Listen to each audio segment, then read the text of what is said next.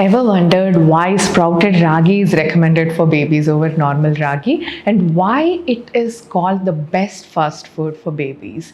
In today's video, we will discuss the changes that occur due to sprouting and how sprouted grains, millet, legumes, seeds can benefit babies and kids.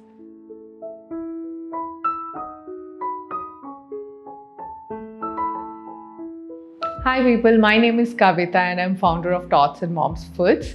Today we are talking all about sprouting and its benefits for babies and kids. Sprouting, which is also known as germination, is a common practice in India and abroad. It involves soaking the grain for 8 to 24 hours, depending on what grain or what seed it is, rinsing it, tying it in a tight cloth and setting it aside overnight for germination or sprouting. This is the traditional method. These days, simpler methods and many accessories are available to achieve the same results, minimizing the hard work and the time involved.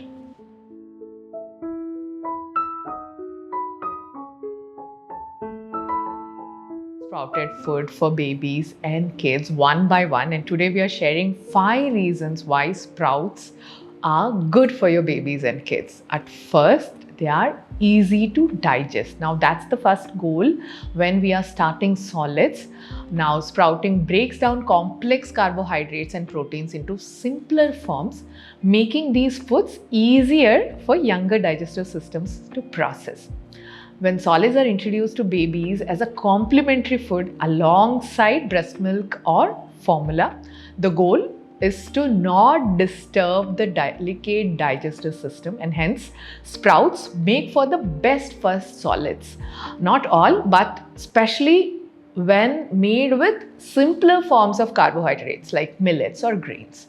Gassiness, bloating, irritability can also be reduced in young babies by offering them soaked and sprouted foods.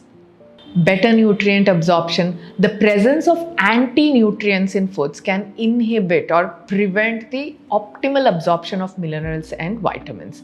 During the sprouting process, reduction of anti-nutrients like phytic acid enhance the absorption of iron, calcium, zinc, etc., which play a vital role in your child's optimal growth. This explains why some parents complain that despite offering timely and healthy food to their babies, the babies or kids aren't reaching milestones or gaining weight. Enhanced nutrient content. You may have seen claims on sprouted ragi powder of multiple brands telling that it has 10x more calcium than wheat and rice, 5x more calcium than normal ragi. This doesn't mean that sprouted ragi contains 10x more calcium, but that it allows our body to absorb more of the calcium present. The process of sprouting enhances the bioavailability of nutrients in grains, legumes, seeds, and the protein and vitamin B12 that a lot of vegetarian babies and kids lack is naturally enhanced by sprouting, so please go for it. Better tasting. Whenever we prepare sambar with any legumes like black chana, we can taste the difference between normal and the sprouted black chana sambar.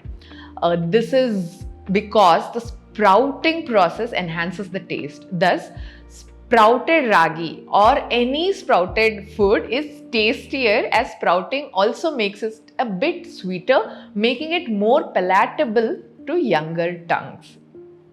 Allergy and sensitivity friendly as well. The sprouting process reduces the presence of allergens found in the raw grains, seeds, etc.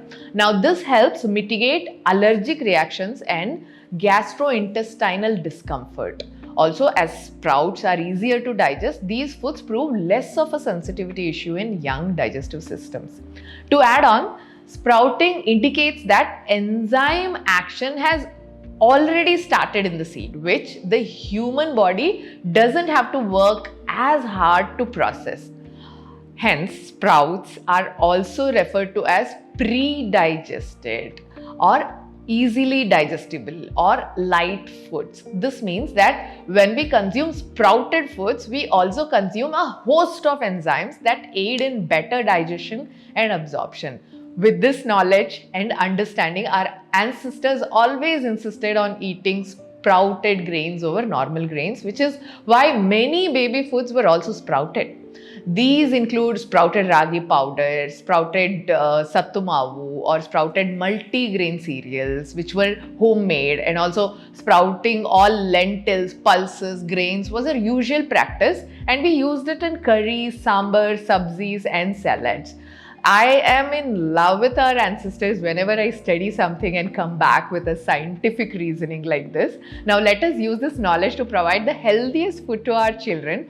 Please take a look at Tots and Moms Food Store, where we offer sprouted ragi powder, sprouted sattu mavu, and sprouted ragi and almond drink, along with other natural and healthy products for your little ones, yourself, and a lot of snack option for children.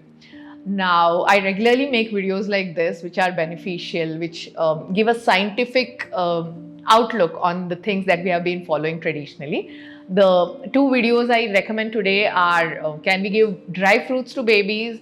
The other one is 5 traditional weight gaining foods for babies and kids. Both these videos would be linked in the description. Do have a look. And if you have any video recommendation for me, and let me know that in the comment section, and let me also know how you are liking our videos.